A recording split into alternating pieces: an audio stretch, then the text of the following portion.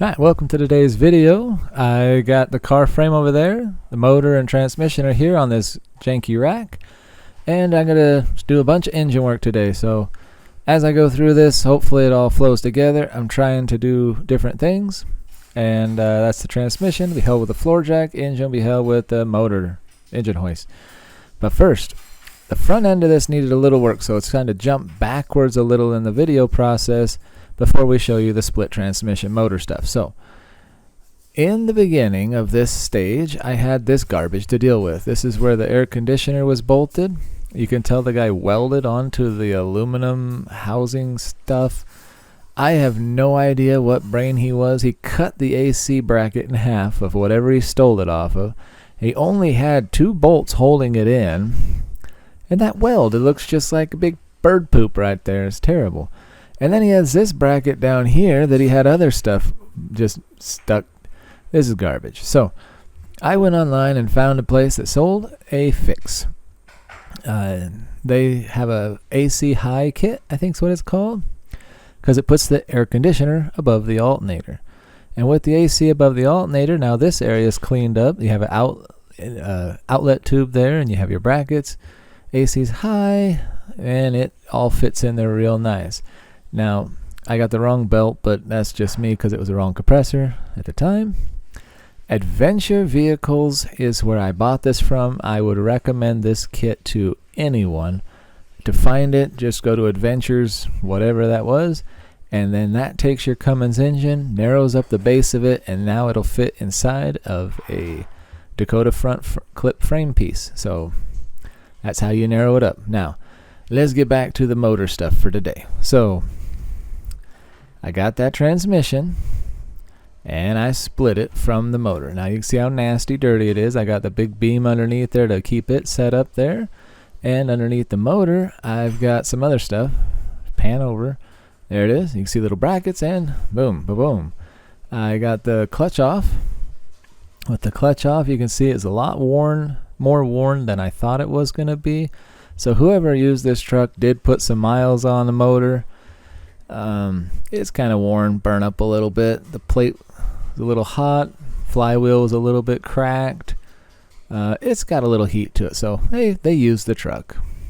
So I put all new flywheel and clutch from South Bend Clutch. I bought this stuff, 99% of my good stuff here, through Power Driven Diesel. And I got in here and I was like, this fork's worn. So of course I went to the internet, looked up a bunch of people, said, don't put a used fork in, get a new one, you've already got it out. So I had to go buy a new fork. So luckily in 98 Cummins, you can just call up your local auto parts store and say, I have a Cummins, I need a fork. And they're like, cool, here it is, which is nice. So I went and I bought a fork. But I glued everything, torqued everything. This is stuff that I take very seriously when I work on. Time to get that fork. So there's my new fork in there with a new throwout bearing. Everything's mounted good. Clutch is in. Helper's here. It is time to throw this junk back together, and I did. My helper gave up because it got cold and he doesn't know how to wear a coat. But transmission and motor are back together, and with the transmission motor back together on my janky little rack, it's time to start doing some other fun stuff like fuel systems, but starting with the timing. So everything here just comes off. I watched a lot of YouTube videos. I have a helper here, some couple tools, a clean table. Boom, there it goes. So this is the killer dowel pin. It was halfway out, ready to fall into these gears and destroy my motor. So I pounded it back in and I took a pin and I just punched a ring around it, and that ring will stop it from letting it come back out. This is the fuel pump, high pressure fuel pump gear. So apparently I got to take that off and put the harmonic pulley back down at the bottom. This is my kid giving a thumbs up. There you go. Let's get this thing done. So you got this stuff, my helper, and we're good to go. So Power Driven Diesel again, they give you this wonderful little bracket that has angle, like an angle finder on it. So you put a little wire, take off that pulley, and you rotate the engine. So I think originally it was like a 15 degree advanced. I went 8 degrees or 6 degrees. I don't know. I think I ended it somewhere around 20 something degrees, 20, 21, 22 degrees of timing, and put it all back together. And it's time to go to this. So this is where the governor springs are. According to the power driven people, that's what that wire means, is no one's touched it. This is the AFC, and I got all the stuff out of there according to their video again. And this is the fuel pump, the lift pump. So the lift pump brings the fuel up and feeds the high pressure fuel pump right next to it. So I did a bunch of that work, and look, next day. So the timing's done, fuel stuff's done. I did a water pump while I was right here because it's easy to get to. Basically, I'm replacing everything that's hard to get to. I got AFC, I believe, is done in this portion. The fuel pump's done. And I decided to throw it right in the frame because it's much stabler when it sits in the frame. Now, I bought new springs for the front end. The original springs, when this motor went in it, it dropped 3 to 4 inches. Like, this thing sank. But it was a V6 truck that I stole it from.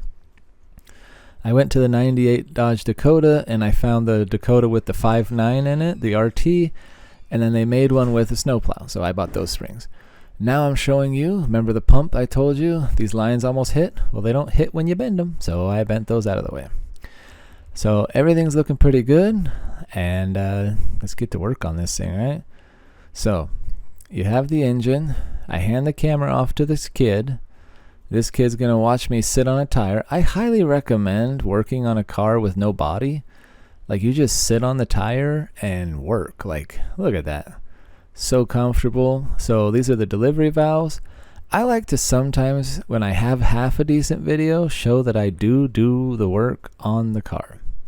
So the delivery valves, for a lot of it, I set a phone and watch Power Driven's video over and over and over and over again as to how to do it, and then I put the phone away and I'd make him video with it. So that's why you don't see me watching YouTube while I do this, because, well, yeah, you gotta do stuff. So I got the drive lines in, the frame is together, these valves, I think I got them all done, and everything's starting to get together. But now you gotta do the injectors and the valve springs.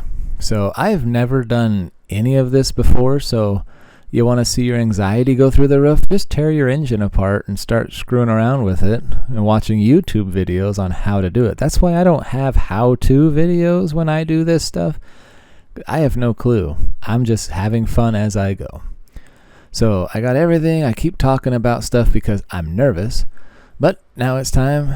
I got my valves compressed. These two cylinders share the same valve release thing. Like, the cam is at the right spot to where just do it, whatever. So you see me tinkering with a straw. That was a trick to tell you when the piston's at the top, because you rotate the engine, and when the straw comes up and up and up, and then when it starts to go down, then you know, back it up a touch. And then if your valves did fall in, if they fell in, you would be able to grab them because your piston's right there. So no need for any other weird things. This is my photographer, so it's going to get a little choppy.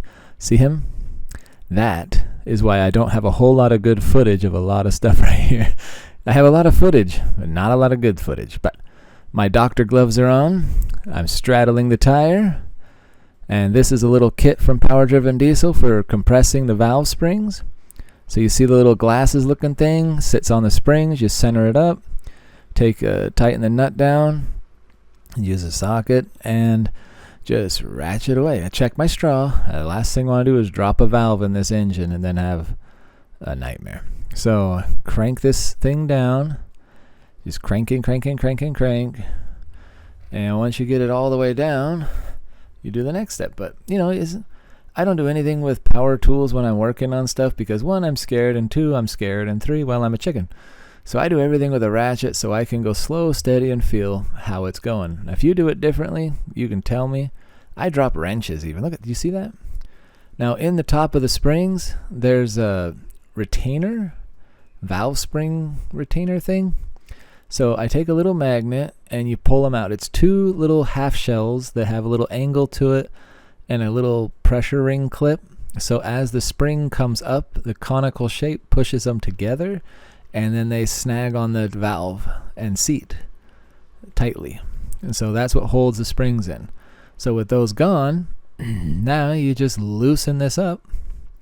So I crank and loosen. My cameraman lost interest and was like wandering all over the shop. So you get little weird choppy videos of ta-da, now it's basically off. So after a wander around, it doesn't take too long. Now the valves have a little seat. I don't know what those are called. They have a thing that sits there that the shape is conical to where it pushes against the other thing. You can see the bigger springs. These are, I think, were 60-pound springs, which is what's recommended. And if anyone doesn't know, you put new springs on it because the springs need to react faster to higher RPM. So the engine's designed for like 2,700 RPM. I added an extra 1,300 RPM capability with the 4,000 capable RPMs, right? So with those governor springs adjusted, you got to make sure your valves pull back before the piston smacks it. If a piston hits a valve, you're dead on the side of the road. So luckily, you got this kit. You set the heavier springs in there. You crank these things down, make sure they're nice and straight, or else the little retainers don't go in.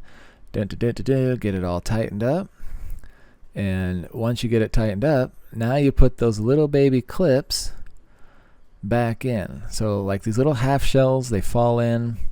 I don't know names. I'm really not a mechanic. I just play one on YouTube.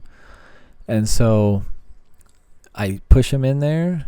One of these things, when I put it in there, it shot out and I lost it for like an hour and a half. So be kind of careful, because I don't know if the local auto parts store carries this, but I was backing it out like this. One of them wasn't set and it just shot it out everywhere. You see that fading blue hand? That's why you lost a lot of footage there. No one will ever watch again. But no one really cares. I'm pretty sure you're probably bored watching me do the valves. So, all right. So getting this thing going, getting it all taken apart. I know. You got the little things take off, put it all together, and come on. Gotta take this thing off all the way. You can see how fast my hand wiggles that ratchet. Aren't you excited to see how cool I am? Blue Smurf hands. And finally, let's take this thing out of there. All right, so I get that piece off, and then I take the orange mallet, and because you're not terribly worried about stuff, you want to make sure that they seated, so you just whack it with a hammer a couple times. Not violent, but, you know, violent. Hit it, make sure it's good. Once they're good, on to the next thing. Oh yeah, I oil everything. I don't know if this is the right way, but I figured it would be better to have something than nothing, so I just dab a little oil all over everything. I probably could have dumped a gallon of oil on this stuff. I have no idea. But after doing all this work, it's super fun to see that you can do stuff just by trying it. So once the valve springs are done, you got to put the rockers back, right? So the rockers sit right there. So you can see the rocker in there now. And I tighten it down. And no, I don't stop with a ratchet. But I just like to show you that I do use a torque wrench sometimes. Only when it's extremely important, you know, like in the engine.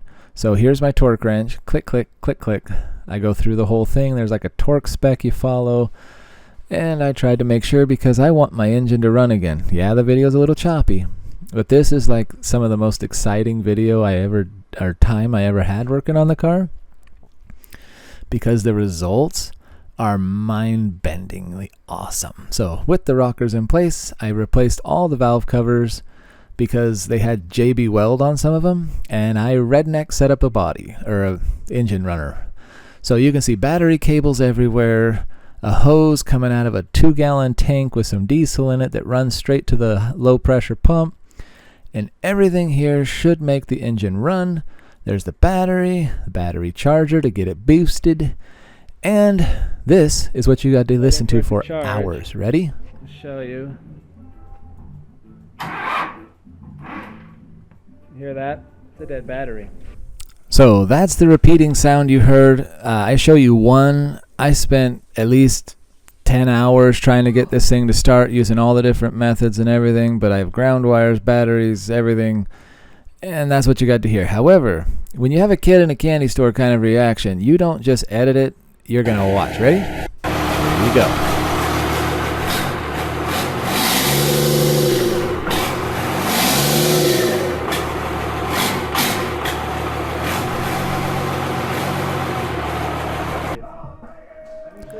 So this is me starting it up after knowing that it runs for some friends and family.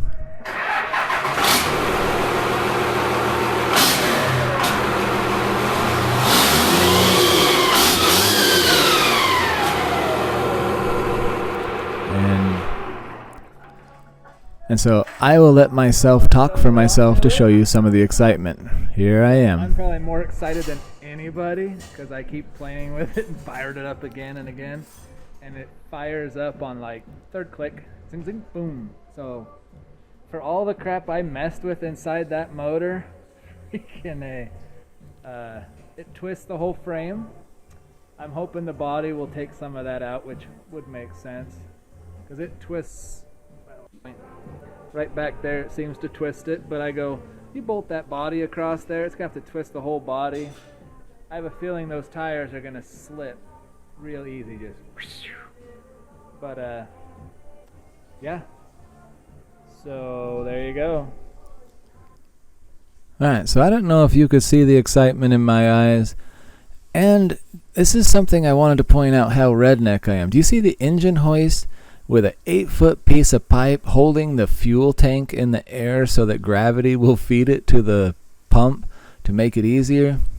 This is called amazing. So if you like my amazing videos, please watch them, like them, share them with some friends, and laugh at them. But you know the next thing we got to do is work on that body, because you've got a frame that moves. It's time to put it all back together. Well, a lot of stuff to come. So keep watching. Hope to see you on the next one. Have a good day. Bye.